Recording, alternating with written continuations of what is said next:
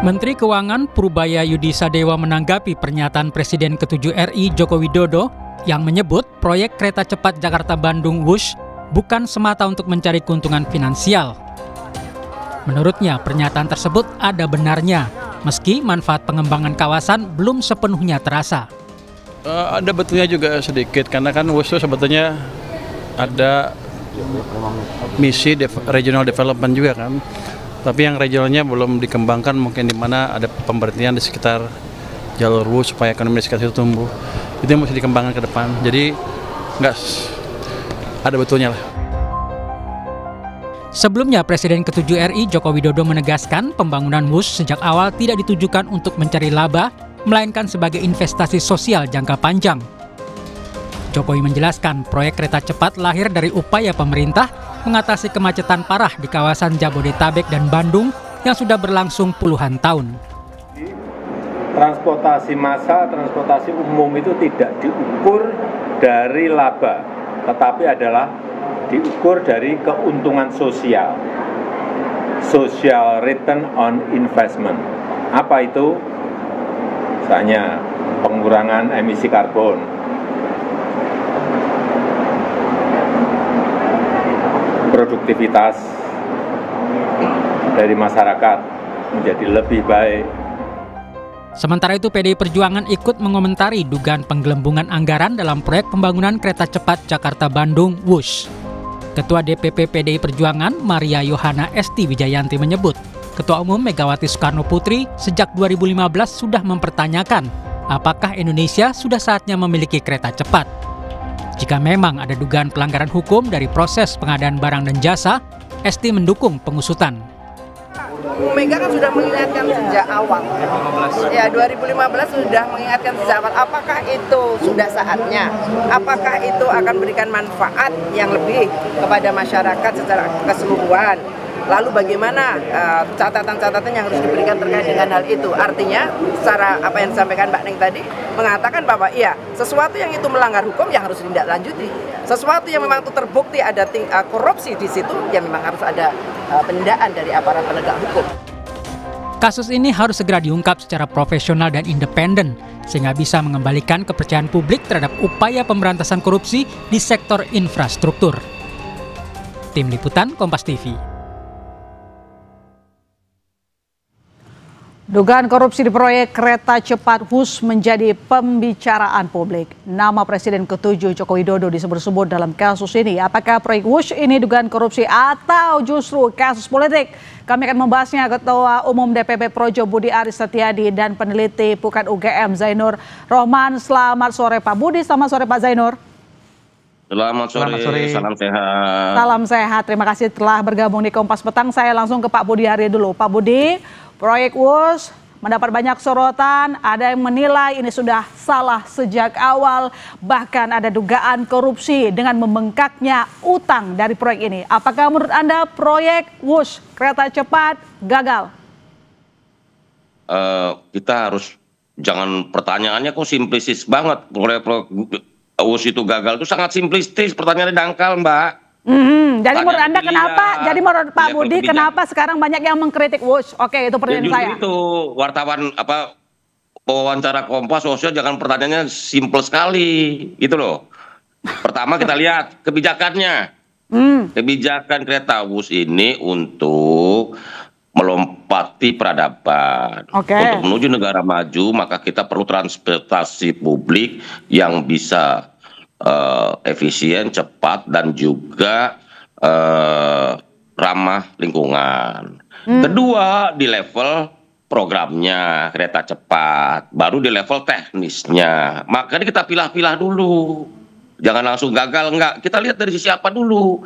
Kalau gagal itu proyek bukan proyek bangkrak, itu barang udah jadi. Gitu loh. Satu. Kedua, sampai saat ini saya udah cek, itu WUSH itu, KCIT itu EBITDA-nya sudah positif. Artinya pendapatan atau penghasilan KCIC atau WUSH ini sudah melebihi dari biaya operasionalnya. Jadi secara bisnis dia sudah menghasilkan selisih atau keuntungan. Walaupun memang skema atau financial structure-nya menimbulkan problema. Misalnya begini, grace period cuma 5 tahun, tenornya 20 tahun. Oke. Jadi kan bisa dibuat misalnya solusinya grace periodnya ditambah 10 tahun, tenornya diperpanjang menjadi 50 tahun sesuai masa konsesi. Setelah itu gimana? Bisa juga ada solusi lain, misalnya di IPO kan saja, gitu loh. Jangan melihat sesuatu, ini barangnya jadi loh, karena saya punya pengalaman jadi Menkominfo di perintah Pak Jokowi sebagai presiden waktu itu untuk mengeksekusi program BTS yang waktu itu mangkrak. Karena Pak Presiden nggak mau barangnya mangkrak gitu loh. Dan saya menyelesaikan 6.500 BTS Kominfo itu tanpa tambahan anggaran sedikit pun. Jadi kita harus lihatnya pilah dulu. Ini di level kebijakannya, di level problemnya, di level programnya, atau di level teknikal. Oke, dari sisi kebijakan pelaksanaannya seperti apa, dibandingin seperti apa, gitu loh. Oke, tapi kalau dari sisi kebijakan Pak Budi, kan kita lihat misalnya Pak Mahfud juga meminta harusnya ada pemeriksaan, lalu kemudian mempertanyakan, tadinya kan ini proyek ada proposal dari Jepang ke China, itu pertanyaan satu. Yang kedua, cost overrun 1,2 miliar US dollar. Artinya apakah menurut Anda memang ini masalahnya di kebijakan atau teknis, Pak Budi? Begini, kalau saya kan juga tadi ditanya sama media, bagaimana kalau ada masalah hukum? Makanya saya pilah-pilah dulu kebijakan, programnya, teknikal, atau teknikal itu kan bisa aspek pembangunannya, development, atau aspek keuangannya. Diperiksa aja di situ. Kalau saya dukung, saya ditanya wartawan media, dukung nggak KPK melakukan penyidikan? Dukung. Kalau ada problem-problem hukum atau perilaku melanggar hukum dari proyekku, silahkan dikejar, gitu loh, nggak ada masalah. Saya pro penegakan hukum. Termasuk Pak Jokowi juga pro ya? Berarti ini hasil percakapan dengan Pak Jokowi kemarin ya?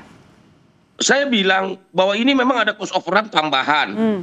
Itu mesti dijelaskan oleh orang yang mengerti kenapa ada cost overrun 1,2 miliar dolar. Mungkin keterlambatan program. Itu sangat teknikal itu penjelasannya. Menurut hemat kami, nanti pihak yang berwenang dalam hal ini Kereta Api Indonesia atau KCC bisa menjelaskan itu semua, atau orang-orang yang terlibat dalam program ini. Dan Menteri BUMN-nya 2 yang terlibat, yang sangat detail mengetahui semua keputusan-keputusan ini, gitu loh. Makanya lihat dulu dari di mana problematikanya, jangan gagal. Saya sekarang kalau ke Jakarta Bandung pas saya naik bus kok, gitu loh. Jangan langsung berkesimpulan proyek ini gagal, orang barangnya jadi, melayani masyarakat dengan baik, gitu loh. Oke. Nggak usah dibilang gagal. Oke, sudah karena proyeknya sudah jalan. Sekarang kan kita tinggal melihat bagaimana nanti hasil mungkin yang kita tahu sekarang mungkin. Problemnya nanti kita akan lihat, nanti kita lanjutkan. Gini, problemnya di financial structure-nya. Karena gini, prinsip-prinsip transformasi publik itu memang bukan mengejar keuntungan, tetapi benefit. Contoh MRT di Singapura.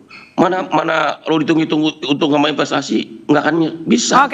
Di Amerika, baik, nanti kita itu kereta transportasi publiknya disubsidi 500 juta dolar per tahun. Ya, itu disampaikan oleh Pak Jokowi kemarin ya, bahwa ini benefitnya untuk sosial. Saya ke Pak Zainur. Pak Zainur, apakah desakan untuk mengusut dugaan penyimpangan sudah tepat atau belum? Nanti dijawab. Usai jeda, saudara tetap di Kompas Petang. Ya, kita lanjutkan dialog kita. Saya ke Pak Zainur. Apakah desakan untuk mengusut dugaan penyimpangan sudah tepat? Anda melihat ini adalah upaya untuk keterbukaan atau justru ada unsur politis di sana? Pak Zainur. Harus dong, harus dilakukan audit investigatif untuk membuka ini semua. Apakah betul telah terjadi tindak pidana atau murni itu persoalan kegagalan di dalam perencanaan. Bahwa proyek KCIC ini mengandung masalah, jelas terjadi overrun lebih dari 30%. Juga beban operasionalnya juga sangat tinggi, beban utangnya juga sangat banyak, harus dicicil dalam jangka waktu yang sangat panjang, bahkan 40-60 tahun. Ini kan artinya ada problem di dalam proyek tersebut. Pertanyaannya, problem dalam proyek tersebut itu karena perencanaan yang buruk atau markup di dalam pembangunan. Nah, untuk sampai pada jawaban itu membutuhkan audit. Kita tidak bisa ngarang menjawab gitu ya, baik mengatakan ada atau tidak ada, itu baiknya tunggu dulu, dilakukan audit terlebih dahulu. Sehingga nanti kalau di audit itu bisa dibuat tahapan.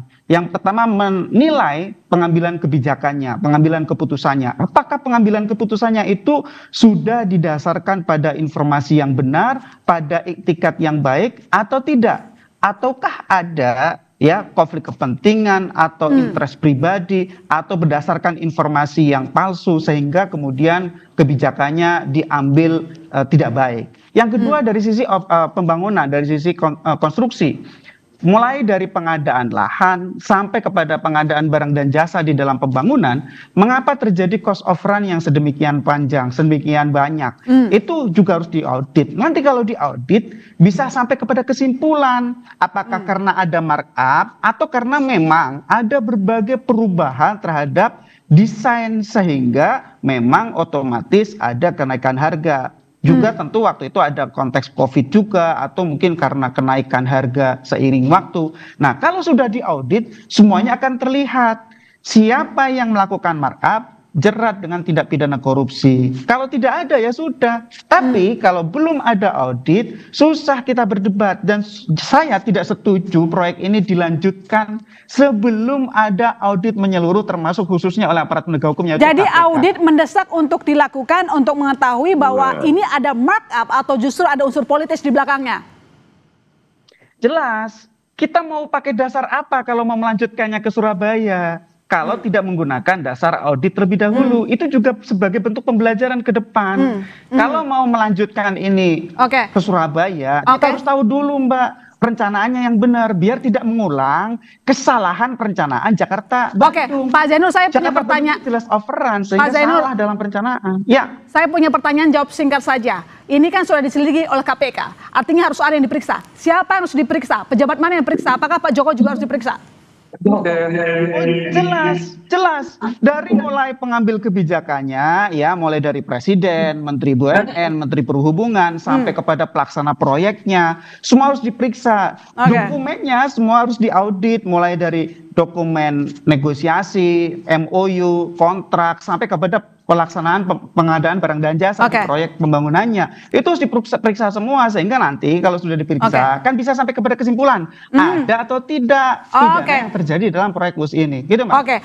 Pak Budi, sekarang memang concern kita bagaimana menyelesaikan utang di mana cost overrun yang cukup membengkak. APBN juga tampaknya tidak bisa dan antara belum memberikan penegasan mau bayar atau tidak melalui dividen. Nah, tadi disampaikan bahwa harus ada penyelidikan dulu, audit menyeluruh dulu, kemudian pemanggilan para pejabat yang terlibat dalam proyek ini termasuk Pak Jokowi. Kemarin berbicara dengan Pak Jokowi, apakah Pak Jokowi akan mendukung proses hukum ini? Gini, proses hukum harus dilakukan karena kita kan negara hukum. Ya.